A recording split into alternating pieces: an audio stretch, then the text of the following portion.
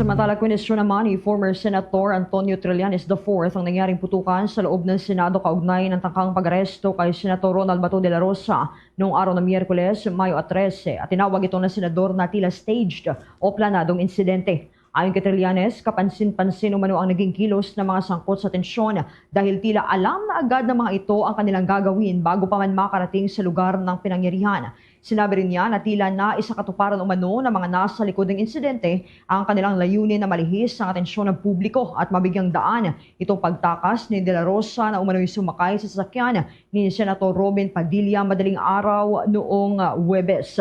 Iniuugnay din niya rito si Senate President Alan Peter Cayetano at ilang senador mula yan sa majority bloc.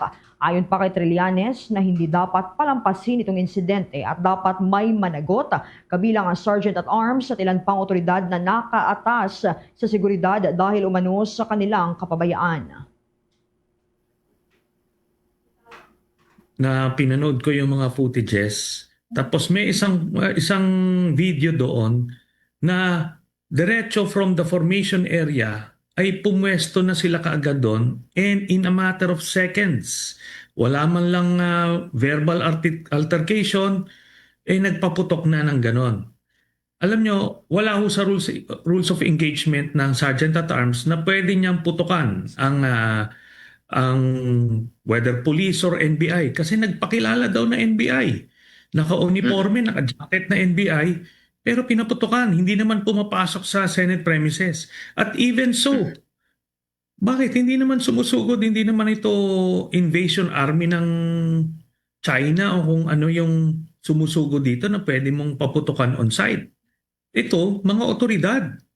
Kaya kung merong mananagot dito, dapat itong si General Aplaska dahil gumawa siya ng international scandal ito. Bahagi na payag ni former Senator Antonio Trillanes IV sa exclusive interview ng Bombo Radio Philippines. Dagdag nito, batay sa kanyang impormasyon ay nasa loob pa rin ng bansa itong si De La Rosa at nanatili umuna sa Metro Manila para makiramdam sa mga kaganapan bago bumalik sa Mindanao. Nanawagan din si Trillanes ng patas na investigasyon at sinabing dapat manguna rito ang National Bureau of Investigation at Criminal Investigation and Detection Group upang matukoy ang mga responsable sa nasabing insidente.